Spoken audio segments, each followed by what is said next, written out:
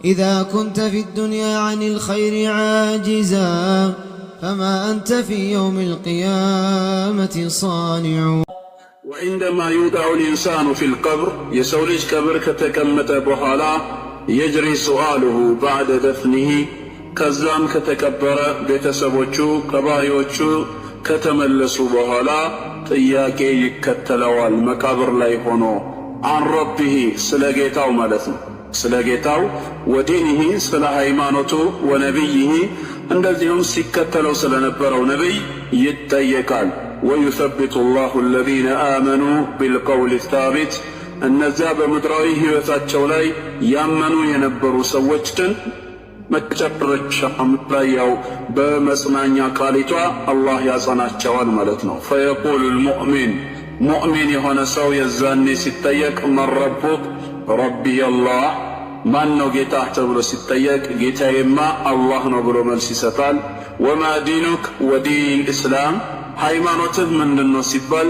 ሃይማኖቴ እስላም ነው وما نبيك ነብይስ ማን ነው ተብሎ ሲጠየቅ ወነብይ ሙሐመድ አለይሂ ሰላቱ ወሰላም ነብያችን አለይሂ ሰላቱ ወሰላም የአላህ ነብይ ከሆኑ የአላህ ነብይ ናቸው ብሎ ምስክርነትን ይሰጣል ويذل الله الكافرين والمنافقين ከሃዲያኖችንና መናፍቃኖች ግን መጀመሪያም እምነት የሌላቸው በመሆናቸው ምክንያት አላህ በወንጀላቸው ስተት ውስጥ ይዳርጋቸዋል فيقول الكافر ካፊር የሆነ ሰው ሲጠየቅ ምን ይላል ሃ ላ አድሪ ይላል እንደ አህያ ያናፋል አላውቅም ነው የሚለው አላውቅም ብሎ ምላሽ ይሰጣል ويقول المنافق أو المرتاب በመናፍቅነት ሲኖር የነበረው ወይም ተጠራጣሪው አካልም ሲጠየቅ ምን ይላል ላ አድሪ ምንም የማውቀው ነገር የለም ሰሚዕቱ الناس ሰዎችን ሰምቻለሁ የቁሉነ ሸይአን አንዳንድ ነገር ሲሉ ፈቁልቱ እኔም ተከትዬ ብያለሁ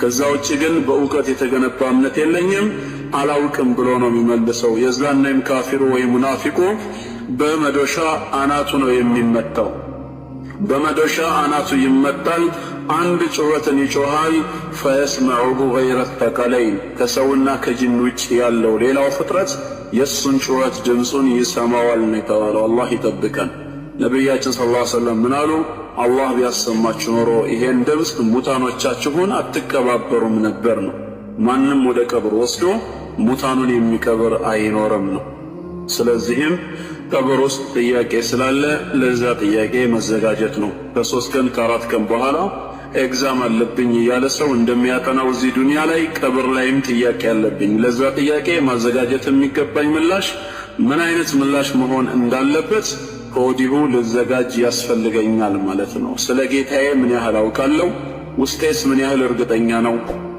ሃይማኖቴንስ በተመለከተ እምከተለው ነብይ ማን ነው የሚለው ከወዲሁ ልንዘጋጅበት የሚገባ ጥያቄ ነው ማለት ነው መሰረቱ ይሄ ነው የሰው ሙስሊም መሆንና አለመሆን የሚወሰነው በዚህ ስለሆነ ይህንን ነጥብ መዘጋጀት የእያንዳንዳችን ድርሻ ነው አዛቡል ቀብር ወነዒሙ የቀብር ቅጣትና ጸጋዎች በመቃብር ውስጥ ቅጣት አለ ወይስ የለም እንደዚሁም ደግሞ ጸጋ አለ ወይስ የለም ከተባለ ይሄን እኛ ሙስሊሞች መኖሩን እናምናለን ነው ሙስሊሞች ያምናሉ فأما عذاب القبر فيكون للكافرين والمنافقين والعاصين የቀብር ቅጣት ከሆነ ለካፊሮች ለመናፍቃንና ሙስሊም ሆነው ነገር ግን ብዙ አመጽ ያለባቸው ወንጀለኞች ለአመፀኞች ቅጣት እንዳለ ነው የምናምነው قال تعالى في قوم نوح ስለ ኑህ ህዝቦች አምላካችን አላህ ሲናገር በሱረቱ ኑህ ላይ ምንድነው የሚለው ቁጥር 25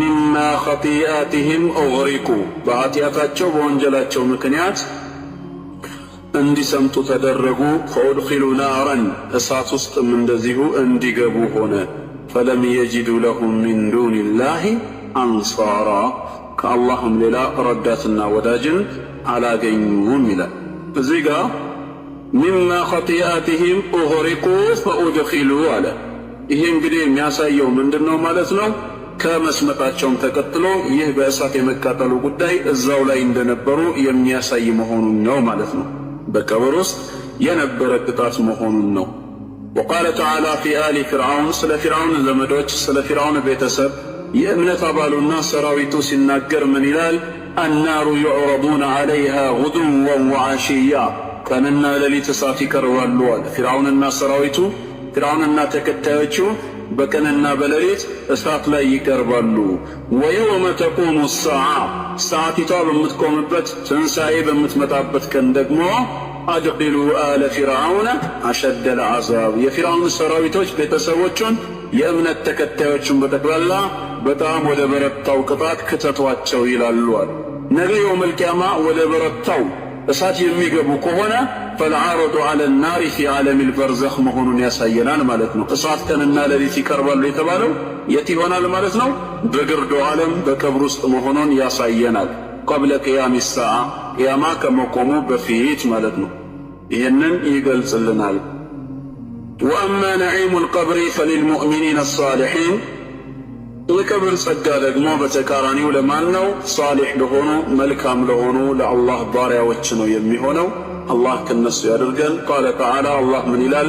ኢነ ለዚነ ቃሉ ረቡና አላህ እነዚያ አላህ ጌታችን ነው ያሉ ሰዎች ثم استقاموا ከዛም በዚሁ እምነታቸው እስከ ሕይወታቸው ፍጻሜ ድረስ ጸንተው የሞቱ ካሉ ተተነዘሉ ዐለይሂሙል መላኢካ መላእክት እነሱ ዘንድ ይወረዳሉ። መላኢካዎች ይመጣሉ። ምን ይሏቸዋል? አላ ተኻፉ አትፍሩ ይሏቸዋል። ወላ ተሕዘኑ ካሁን በኋላም እንደዚሁ ባሳለፋችሁት ነገር አትተክዙ። ወአብሽሩ እንኳን ደስ ያላችሁ ቢልጀነት ለቲ ኩንቱም ትውዓዱን ትቀጠሩት በነበረው ጀነት ይኸው ፊት ለፊት ይጠብቃችኋል በማለት ማለት ነው የምስራችን ቃል ይነግሯቸዋል ማለት ነው። وعن البراء بن عازب أن النبي صلى الله عليه وسلم قال في المؤمن إذا أجاب الملكين في قبره نبياتنا عليه الصلاة والسلام سنناقروا من بلوال لولدت ملائكة لنكيرنا منكر مالتنو ولدت يوانا تياكيوش ناتشو لا تياكيو بكي ملاش كسبت بوهالا فينادي مناد من السماء كسماء تتاري التارال أن صدق عبدي باري እውነትን ተናግሯል። ፈፍሪሹሁ ሚነል ጀና ከጀነት የሆነ ምንጣፍን አንጥፉለት። ወአልቢሱሁ ሚነል ጀና ከጀነት የሆነ ልብስንም አልብሱት። ወፍተሑ ለሁ ባበን ኢለል ጀና ወደ ጀነት የሚያደርሰውንም ደጃፍ በሩን ክፈቱለት ይባላል። ይሄ እንግዲህ ምን ያሳየናል ማለት ነው? ቀብር ውስጥ ጸጋ ኒዕማ መኖሩን ማለት ነው። ከዛም የጀነት ሽቶ ሽታዎቹ ጥሩ ነገሮች ሁሉ ይመጡለታል። ሐታ በቀብሩ ላይ አይኑ በሚያየው ልክ ቀብሩ ይሰፋለታል ብለው ነቢያችን አለይሂ ሰላቱ ወሰላም ነግረውናል ማለት ነው። ይሄ በቀብር ውስጥ ጸጋ መኖሩን በተቃራኒው ቅጣት መኖሩንም ያሳየናል ማለት ነው። አሽራጡ ሰዓ የቂያማ ምልክቶች የቂያማ ምልክቶች ምን ምንድናቸው? ቂያማ መቃረቡን የሚጠቁሙ ነገሮች አወለን መጣ ተቁሙ ሰዓ ቂያማ የሚቆመው መቼ ነው? ከሁሉ በፊት ቂያማ መቼ ይቆማል? ኢነ ቂያም ሰዓ ሚን አልኡሙር አልገይቢየት አለቲ ላ ያዕለሙሃ ኢላ አላህ የቂያማ ጉዳይ ትንሣኤ የመቆሙ ነገር ከአንዱ ከአምላካችን ከአላህ ውጪ ማንም የሚያውቀው የለም። ወለም ዩጥሊዕ ዐለይሃ አሐደን ሚን ኸልቂህ ከፈጠራቸው ፍጥረቶቹ መካከል አላህ ማንንም አላሳወቀም። ላ ነቢይን ሙርሰል ወላ የተላከ ነቢይም ቢሆን ወላ መለከም ሙቀረብ ለአላህ የቅርብ መላኢካ የሆነ እንደ ጅብሪል አይነቱም ቢሆን ቂያማ መቼ እንደሆነ ማንም አያውቅም። ቃለ አላሁ ተዓላ አላህ ምን ይላል? ኢነላሃ ዒንደሁ ዒልሙ ሰዓ የቂያማ እውቀት አላህ ዘንድ ብቻ ነው ያለው። ቂያማ መቼ እንደምትቆም እውቀቱ አላህ ዘንድ ብቻ ነው ብሏል። እንደዚሁም ወለቀድ ካነ ናሱ የስአሉነ ረሱለላሂ ሰለላሁ ዐለይሂ ወሰለም አንሃ ነቢያችን ዐለይሂ ሰላቱ ወሰላም ቂያማ መቼ ነው በማለት ሰዎች ይጠይቋቸው ነበር። ፈአምረሁ ላሁ አን የሩደ ዒልመሃ ኢለይሂ ወሕደህ አላህም እውቀቱን ወደ አላህ ብቻ እንዲመልሱ ሲያዛቸው ነበር። ቃለ ተዓላ ለምሳሌ ምን ይላል? ኢለይሂ ዩረዱ ዒልሙ ሰዓ የቂያማ እውቀት እሱ ዘንድ ብቻ ነው የሚመለሰው ይላል። የቂያማ እውቀት ወደ አላህ ብቻ ነው የሚመለሰው። በሌላም ስፍራ የስአሉከ ናሱ አን ሰዓ ሰዎች ሁሉ ስለ ሰዓቲቷ ስለ ቂያማ መቼ ነች በማለት ይጠይቁሃል። ቁል በላቸው ኢነማ ዒልሙሃ ዒንደላህ እውቀቷ አላህ ዘንድ ብቻ ነች። ወማ ዩድሪክ ደግሞ ስላንተ ምን ያሳውቃል? ለዓለ ሰዓተ ተኩኑ ቀሪባ ሰዓቲቷ በቅርብ ልትሆን ትከጀላለች። በቅርብ ሆና የምትፈጸም ብትሆንስ ምን ያሳውቃል? እውቀቲቷ ጌታዬ ዘንድ ነች ነው። ነቢያችን ዓለይሂ ሰላቱ ወሰላም መላኢካው ጅብሪል በማይታወቅ ሰው አምሳያ መጥቶ ብርኒያኒ ሰዓ ስለ ቅያማ ስለ ሰዓቲቷ ንገረኝ ብሎ በጠየቃቸው ሰዓት በወቅቱ ምን ብለው ነበር የመለሱለት? ፈቃለ ዓለይሂ ሰላቱ ወሰላም መል መስኡሉ ዐንሃ ቢአዕለመ ሚነ ሳኢል ስለ ቅያማ ተጠያቂ የሆነው አካል ከጠያቂው የበለጠ እውቀት የለውም ብለው መለሱለት። ከጠያቂው በላይ እውቀት የለውም። ጠያቂው ጅብሪል ነው። እኔ ካንተ የበለጠ እውቀት የለኝም፣ ሁለታችንም አናውቅም ብለው ምላሽ እየሰጡት ነው ማለት ነው። እኔም አንተም ቢሆን በትክክል መቼ ልትቆም እንደምትችል አናውቅም ብለው ምላሽ ሰጡት። የዛኔ ነው ቃለ ፈአኽቢርኒ አን አማራቲሃ እንግዲያውስ ምልክቶቿን ንገረኝ። ምንድናቸው እስቲ እነዚህ አሸራጦቹ ቅያማ መቃረቡን የሚጠቁሙ ምልክቶች ሲሉ እሱን እነግርሃለሁ በማለት ነቢያችን ዓለይሂ ሰላቱ ወሰላም የተወሰነ የነገሩት። ሐቂቃ ግን ቅያማ መቼ እንደምትቆም ማንም ሊያውቅ አይችልም። በአንድ ሐዲስ ላይ ነቢያችን ሰለላሁ ዐለይሂ ወሰለም የሱረቱ ሉቅማንን ሐሳብ አብራርተውልናል። ኢነላሃ ዒንደሁ ዒልሙ ሰዓ የሚለው የሱረቱ ሉቅማን ቁጥር 34 ሐሳብን በሐዲሳቸው ላይ መፋቲሑል ገይቢ ኸምሱን ላ ያዕለሙሃ ኢለላሁ ተባረከ ወተዓላ የቅያማ የሩቅ ነገር መክፈቻ ቁልፎች 5 ናቸው፣ ከአንዱ ከአላህ በስተቀር የሚያውቃቸው የለም አሉና አምስተኛው ምን እንደሆነ ሲዘረዝሩ ወላ ያዕለሙ መታ ተቁሙ ሰዓ አሐዱን ኢለላሁ ተባረከ ወተዓላ ቅያማ መቼ እንደምትቆም ትንሣኤ መቼ እንደምትከሰት ከአንዱ ከአላህ በስተቀር የሚያውቅ የለም ነው። ስለዚህ ማንም አያውቅም ነው የምንለው። ወላኪን ማ አሽራጡ ሰዓ ምልክቶቹ ምንድናቸው ነው። የቅያማ ምልክቶች ምንድናቸው? እጅግ ብዙ አሉ። ለቀድ አኽፈ አላሁ ዒልመ ሰዓ አን ናስ የቅያማ ቀን እውቀትን አላህ ከሰው ልጆች በርግጥ ሸሽጎታል። ሰው ሊያውቀው እንደማይችል እናምናለን። ዓለም በ2012 ትጠፋለች ወይም ዓለም በ2007 እንዲህ እየተባሉ ከዚህ በፊት ያው ትንቢት እንናገራለን ባዮች ተንብየው ነበር፣ አልተሳካላቸውም። እና አላኩል ያህል ወደ ነጥቡ ስንመጣ አላህ ከሰው ልጆች ሸሽጎታል ነው። ከሰው ልጆች የቅያማ ቀን እውቀት መቼ እንደሆነች ሸሽጎባቸዋል። ወበየነ አነሃ ተቃዑ ፈጅዓተን ባይሆን በድንገት ሊመጣ እንደሚችል አላህ ገልጾልናል። አናውቀውም። ቅያማ በድንገት ነው የሚመጣው። ወታእቲ በግተተን በፍጥነት ትመጣለች። ፈቃለ ሱብሓነሁ ላ ተእቲኩም ኢላ በግታ በፍጥነት ወዲያውኑ ሳታስቡት በድንገት ብቅ የሚል እንጂ ሌላ ቀጠሮ ተሰጥቶት እንደ ጓደኛ ወይም ደግሞ ግብዣ እንደተጠራ ሰው አይደለም። በሆነ ወቅት ላይ ይመጣል አለ። ወመዓ ሃዛ ከዚህ ጋር ግን ፈኢነ አላህ ተዓላ ቢረሕመቲሂ አምላካችን አላህ እጅግ በጣም ርኅሩህና አዛኝ ከመሆኑ የተነሳ ቀድ ጀዐለ ለሃ ዓላማቲን ምልክቶችን ግን አድርጎላታል። ተዱሉ ዐለይሃ ወአማራትን ቱርሽዱ ኢለይሃ መቃረቧን የሚጠቁሙ እየተቃረበች እየመጣች መሆኗን የሚያሳዩ ምልክቶችን አምላካችን አላህ በቅዱስ ቃሉ ነግሮናል። ነቢያችን ዓለይሂ ሰላቱ ወሰላምም ገልጸውልናል በሐዲሳችን ማለት ነው። እና ያው እነዚህ ምልክቶችን በተመለከተ አብዛኞቹ የመስኩ ምሁራኖች ዑለማዎቹ ወደ 2 ከፍለውታል። አንደኛው ዓላማቱን ሱግራ ይባላል፣ ትንሽቷ ምልክት ትባላለች። ሁለተኛው ዓላማቱን ኩብራ ትልቁ ደግሞ ምልክት ይበልጥ መቃረቡን የሚያጎላው አለ። አንዳንድ ዑለማዎች ደግሞ ዓላማቱን ውስጣ ማዕከለኛ ተብሎም የሚጠራ አለ ብለው በ3 ይከፍሉታል። አላኩል ያህል ሁሉም ያው የሚጠቁመው ግን ከዚህ በፊት ተፈጽሞ ያለ አሁን እየተፈጸመ ያለና ወደፊት ሊፈጸም ገና ያልመጣን ነገርን የሚጠቁሙ ናቸው። ከዛ የዘለሉ አይደሉም ነው። النوع الأول علامات صغرى ለምሳሌ ጥቃቅን ምልክቶች ማለት ከዚህ በፊት ተፈጽመው ያለፉ ግን አሁንም አሳራቸው ያሉ እየተፈጸሙ ካሉት መካከል አንደኛ ቢዕተቱ ረሱልላህ ሰለላሁ ዐለይሂ ወሰለም የነቢያችን ሰለላሁ ዐለይሂ ወሰለም መላክ በራሱ አንድ የቂያማ መቃረብ ምልክት ነው። فعن أنس رضي الله عنه أن النبي صلى الله عليه وسلم قال أنس بن مالك እንደተናገረው ነቢያችን عليه الصلاة والسلام ምናሉ بعثت أنا والساعة كهاتين አሉ እኔና ቂያማ እንዲሆነን ነው የተላኩት አሉ።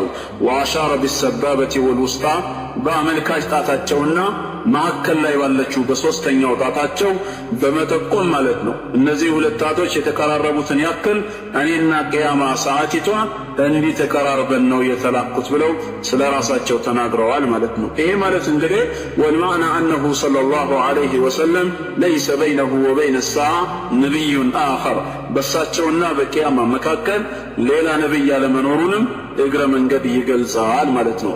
ፈሂየ ተሊ ወተዕቲ ባዕደህ ቅያማ ማለት ከሳቸው ቀጥሎ የሚመጣ ነገር ነው። እኔና ቅያማ እንዲህ ሆነን ተልኬያለሁ ካሉ ከሳቸው ተከትሎ የሚመጣው ነገር ቅያማ መሆኑን ያሳያል። ይሄ ትንሹ ምልክት ተብሎ ይጠራል ማለት ነው። ሁለተኛ አምቱደያ አልአማና አማና አደራ ይጠፋል፣ ታማኝነት የዛኔ ምን ይሆናል ማለት ነው? በሌላ ሰዎች እጅ ይሆናል ማለት ነው። ነቢያችን ሰለላሁ ዐለይሂ ወሰለም ኢማሙ አልቡኻሪ እንደዘገበው አን አቢ ሁረይረተ ረዲየላሁ ዐንሁ አነ ረጁለን ጃአ የስአል ነቢይ ሰለላሁ ዐለይሂ ወሰለም አን ሰዓ አንድ ሰውዬ ነቢያችን ዐለይሂ ሰላቱ ወሰላም ዘንድ መጣና ስለ ቅያማ ሊጠይቃቸው ነው። እናም ጠየቃቸው። ፈቃለ ለሁ ምን አሉት? ኢዛ ዱይዐት አልአማና አማና ወይም አደራ ታማኝነት በጠፋ ሰዓት ፈንተዚር ሰዓ ቅያማን ተጠባበቃት አሉ። ቅያማን ተጠባበቃት።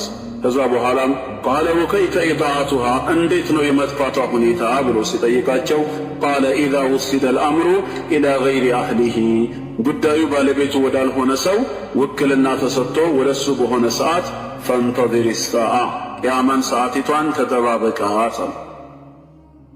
ሌላው ሶስተኛው ደግሞ ምንድን ነው? አን ዩስቢሐ ሩዓቱ ልገነሚ ሚን አስሓቢ ተርወቲ ወልቁሱሪ ልዓሊያ ድሃ የነበሩ ፍየል ጠባቂ ፍየል አጋጅ የነበሩ ሰዎች የሀብት የግንባታ የፎቅ ባለቤት መሆናቸው ነው። ይሄም ነቢያችን ዐለይሂ ሰላቱ ወሰላም ትንቢት የተናገሩት ነው። وفي حديث جبريل المشهور أنه سأل الرسول عليه الصلاة والسلام عن الساعة ስለ ቅያማ ምልክት ጠይቋቸው ያለ መጀመሪያ ቅያማ መቼ ነው ሲላቸው فقال ما المسؤول عنها بأعلم من السائل ተጠያቂው አካል ከጠያቂው የበለጠ እውቀት የለውም ብሎ ሲመልሱለት ከዛ ቀጠለና ቃለ ፈአኽቢርኒ ዐን አማራቲሃ እሺ ምልክቶቿን መቃረቧን የሚጠቁሙ ነገሮችን ንገሩኝ ሲላቸው ፈቃለ ዐለይሂ ሰላቱ ወሰላም መን ተሊደ አልአመቱ ረበተሃ አንደኛ ባሪያ የሆነች ሴት ጌታዋን ትወልዳለች። ጌታዋን ትወልዳለች። ይሄ ማለት ምን ማለት ነው? ባሪያ ጌታዋን ትወልዳለች ሲባል ወልሙራዱ አን የክቱረ አልዑቁቁ ፊል አውላድ በልጆች ላይ የወላጅን መብት መጨቆን ወላጆችን ማሰቃየት ይበዛል ማለት ነው። ፈዩዓሚሉ ልወለዱ ኡመሁ ልጅ እናቱን እንዴት ነው ከእሷ ጋር የሚኗኖረው? ሙዓመለተ ሰይዲ አመተሁ ልክ አንድ ጌታ ከባሪያው ጋር ከሰራተኛው ጋር የሚሆነውን ሁኔታ እሱ የበላይ ሆኖ ያዛታል፣ ያመናጭቃታል፣ እሱ ተላላኪው ትሆናለች እናትየው ማለት ነው። የዛኔም ባሪያ ጌታዋን የምትወልድበት ጊዜ ይመጣል። ለምሳሌ ሚነል ኢሃና በዝቅተኝነት ወሰብ ይሰድባታል፣ ወበረብ አስፈላጊም ከሆነ እናቱን ይመታታል፣ ወልኢስቲኽዳም እንደዚሁም ደግሞ አገልጋይ አድርጎም ደግሞ ይገለገላል፣ ይጠቀምባታል ማለት ነው። አላህ ይጠብቀን ከእንደዚህ አይነት ነገር። ሙስሊም ወንድሞችና እህቶች አላህ ያርቀን ሁላችንም። ይህ አይነት ነገር እንግዲህ በተግባር እየተከሰተ ያለ ነው። ወልዳ አጥብታ በጀርባዋ ተሸክማ እየሸና ልጁ ማለት ነው ያ ሁሉ ስቃይና መከራ ይዛ እንደው መቼ ነው ካሁን የሚደርስልኝ እያለች እናት እሱ ኃይልና ብርታት ሲያገኝ በተራው ደግሞ ምንም ሐቋን እንኳን መወጣት ባይችል የተወሰነ ነገር ላስደስታት በመልካም ንግግርም እንኳ ቢሆን እያለ ማድረግ ሲገባው ግን ኃይልና ጉልበት ሲያገኝ በተቃራኒው የሚሰራው ግን ዛሬ ምንድነው? እናቱን ማመናጨቅ ነው። ይሰድባታል፣ የሚመታም ይኖራል። አላህ ይጠብቀን። እንደዚህ አይነት ዘመን ይመጣል። እንግዲህ ምን ሆነች ማለት ነው? እሷ እንደ ባሪያ ሆና ጌታዋን ወለደች። ይህ አይነት ዘመን ይመጣል። ወአንተረ ልሑፋት ልዑራት እንደገናም አሉ ነቢያችን ሰለላሁ ዐለይሂ ወሰለም ጫማ የሌላቸው ራቁት የሚጓዙትን ታያቸዋለህ። አልዓላ ድሃ የሆኑ ሰዎችን ድሃ የሆኑ ምንም ጫማ የሌላቸው ድሃዎችን ታያቸዋለህ። ሩዓቱ ልገነም ሪያሻ እነዚህ የፍየል ጠባቂ ፍየል አጋጅ የነበሩት የተጣወሉነ ፊል ቡንያን ወዲያውኑ በግንባታ በፎቅ ሲሽቀዳደሙ ታያቸዋለህ። በፎቅ ወዲያውኑ ሲሽቀዳደሙ ታያቸዋለህ። ከ80 ዓመት በፊት እንግዲህ በተለይ የአረቦችን ሀገር ሁኔታ ያየ ሰው ዛሬ ምን ይመስሉ ነበር የሚለው ሲታይ በተግባር እየተፈጸሙ ያሉ ነገሮች ነው ማለት ነው። ትላንት ፍየል አጋዥ የነበሩት ዛሬ በፎቅ ግንባታ ሲሽቀዳደሙ ነው የምታያቸው። እና እንግዲህ وهذا كله من انقلاب الحقائق في آخر الزمان የነገሮች እውነታዎች ሁሉ መገለባበጥ ያው በመጨረሻው ዘመን ላይ የምናየው ጉዳይ ነው ማለት ነው። እና ይሄ እንግዲህ ለማንኛውም ሶስቱ ደናሙና ሆነው የቀረቡት ጥቃቅን ምልክቶች ናቸው። النوع الثاني علامات الساعة الكبرى ትልቁንና ይበልጥ ቂያማ መቃረቡን የሚገልጹ ደግሞ ምልክቶች አሉ። ሁለተኛው እንግዲህ አምላካችን አላህ የዓለሙን መጥፋት በሚፈቅድበት ሰዓት በጣም አስደንጋጭ የሆኑ አጃኢብ የሆኑ ክስተቶች ይፈጸማሉ። ሰዎች ከሚያዩትና ከለመዱት ነገር ውጪ ማለት ነው። ከለመዱት ውጪ የሚከሰት ክስተት አለ። ከነዚህም መካከል አንዱ ኹሩጁል መሲሑ ደጃል አሳሳቹ አንቲክራይስት የኢሳ አለይሂ ሰላም ተቃዋሚ የሆነው ሐሰተኛው ክርስቶስ ይወጣል ማለት ነው። وهو رجل أعور እሱ ማለት ዕውር የሆነ ሰው ነው። መምሱሑል ዐይኑል ዩምና ቀኝ አይኑ የታበሰ የሌለው ነው። መክቱም በይነ ዐይነይሂ ካፊር በዐይኖቹ መካከል ካፊር የሚል ተጽፏል። የዳዒ ኢላሂያ አምላክ ነኝ በማለትም ይሞግታል። ወየፍቲኑ ናስ ዐን ዲኒሂም ሰዎችን በጠቅላላ ከዲናቸው ይፈትናቸዋል። ቢማ ዩዝሂሩ ዐላ የደይሂ ሚን ኸዋሪቂል ዐዳት በእጆቹ ላይ የሚከሰቱ በጣም አስደንጋጭ የሆኑ እስከዛሬ ያልታዩ ክስተቶች ይፋ በመሆኑ ማለት ነው። እና የሰው ልጆችን አእምሮ የሚፈታተን የሆነ ወየተመከኑ ሚን ኢድላል ضعاف الإيمان ኢማናቸው ደካማ የሆኑ ሰዎችንም ለማጥመም ይመቸዋል። ወዩሰቢቱ ላሁ الذين آمنوا እነዛ ያመኑ ሰዎችን ግን አላህ ያጸናቸዋል። ፈላ يخدعون بأضالله በሱ የጥመት መንገድ አይሳሳቱም አይጠሙም። ወየዝዳዱነ በሲረተን ቢአምሪ እንደውም በሱ ማንነት የባሰ ይበልጥ ኢማናቸው እየጨመረ ይመጣሉ ማለት ነው። ያው እሱን በተመለከተ ኢንሻአላህ ለብቻው ምናልባት በቀጣይ ፕሮግራም ከየት ይወጣል እንዴት ይሆናል የሚለውን ዝርዝር ያለ ታሪኩን ልናየው እንችላለን። አሁን ጠቅለል ባለ መልኩ ነው የቀረበው። ሁለተኛው ኑዙል ዒሳ አለይሂ ሰላም ሚነ ሰማዕ የዒሳ አለይሂ ሰላም ከሰማይ መውረድ ማለት ነው። በደጃል ምድርን መፈተን ምክንያት ደጃል ከመጥፋቱ በፊት ዒሳ አለይሂ ሰላም ይወርዳል። ወየኩኑ ዐላ የደይሂ ሀላኩ የመሲሕ ደጃልን መጥፋት በዒሳ አለይሂ ሰላም ይሆናል ማለት ነው። ወየሕኩሙ በይነ ናስ ቢሸሪዓት ልእስላም ዒሳ አለይሂ ሰላም በሰዎች መካከል በነቢያችን ሰለላሁ ዐለይሂ ወሰለም ሸሪዓ ይዳኛል። ወየክሲሩ ሰሊብ መስቀልን ከምድረ ገጽ ያጠፋዋል። ወየቅቱሉ ልኽንዚር አሳማንም ይገላል። ፈተምተሊኡል አርዱ አምነን ወዐድላ ምድር በጠቅላላ ደህንነትና ሰላም ጸጥታ ይሰፍንባታል። ባዕደ አን ሙሊአት ظልመን ወጀውራ በደልና አመፅ ከሞላባት በኋላ ዒሳ አለይሂ ሰላም ወርዶ እነዚህን ነገሮች ካጠፋ በኋላ ምድር ጸጥታ ደህንነት ይሰፍንባታል። የዛኔም ወየኡሙል ኸይር መልካም ነገር ሁሉ ሁሉንም ያጠቃልላል። ወቱንዘዑል ዐዳወቱ ሚን ቁሉቢ ናስ በሰዎች መካከልም ጥላቻ ጠላትነት ተመዝሎ ይወጣል። ፈላ ዩጀዱ በይነ ኢስነይኒ ዐዳዋ የዛኔ በሁለት ሰዎች መካከል እንኳን ጠላትነት አይኖርም።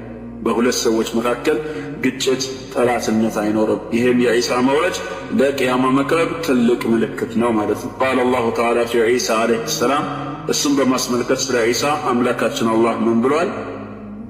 ወኢነሁ ለዕልሙን ሊሳዓ እርሱም ዒሳ ለሰዓቲቱ ማወቂያ ምልክት ነው ይላል። ፈላ ተምተሩነ ቢሃ በእሷም አትጠራጠሩ፣ ተከተሉኝ ቀጥተኛው መንገድ ይህ ነው በላቸው ብሎ አምላካችን አላህ በቅዱስ ቃሉ ነግሮናል ማለት ነው። ሶስተኛ ደግሞ ጡሉዕ ሸምሲ ሚነል መግሪብ ፀሐይ ከምዕራብ ከመጥለቂያዋ መውጣቷ ማለት ነው። ፈዒንደማ ተቅተሪቡ ሰዓቱ ቅያሚቷ ይበልጥ በጣም ስትቀራረብ የተገየሩ ኒዛሙል ከውን የፍጥረት ዓለሙ ስርዓት ይቀየራል። ወተظهሩ ፊህ አያቱን ገይሩ ማዕሉፈትን ሊልበሸር አላ ኺላፊ ማ አዕታዱሁ ሰዎች ከሚያውቁትና ከለመዱት ውጪ በጣም ተቃራኒ የሆነ ነገር ይፋ ይሆናል። ፈሸምሱ ለቲ ካነት ተጥልዑ ሚነል መሽሪቅ ከምስራቅ አቅጣጫ ብቅ ስትል የነበረችው ፀሐይ የራሃ ናሱ ጣሊዐቱን ሚነል መግሪብ ሰዎች በጠቅላላ ከምዕራብ በኩል ብቅ ስትል ያዩዋታል። ከምዕራብ በኩል ብቅ ስትል ያዩዋታል። ፈዩባዲሩነ ኢለል ኢማን ሁሉም ሰው የዛኔ ወደ ኢማን ይቻኮላል። ወላኪን ባዕደ ፈዋቲል አዋን ግን ጊዜው ካለፈ በኋላ ወቅት ካለፈ በኋላ አይጠቅምም። وعن أبي هريرة رضي الله عنه أن رسول الله صلى الله عليه وسلم قال نبياتنا عليه الصلاة والسلام منالو لا تقوم الساعة يا ما تقومم حتى تطلع الشمس من مغربها ፀሐይ ከመጥለቂያዋ ብቅ እስክትል ድረስ فإذا طلعت ብቅ ካለች ወዲያውኑ ወራአህ الناس ሰዎች የሚያዩትና آمنوا أجمعون ሁሉም ያምናሉ فذلك حين لا ينفع نفسا إيمانها የዛኔ ግን የአንዲት ነፍስ ኢማን የማይጠቅምበት ቀን ነው። ለም ተኩን አመነት ሚን ቀብሉ ከዛ በፊት ያላመነች ካልሆነ አው ከሰበት ፊ ኢማኒሃ ኸይራ ወይ በኢማኗ ላይ መልካም ሥራ ያልሰራች ከሆነ ኢማን የማይጠቅምበት ቀን ይሆናል ማለት ነው።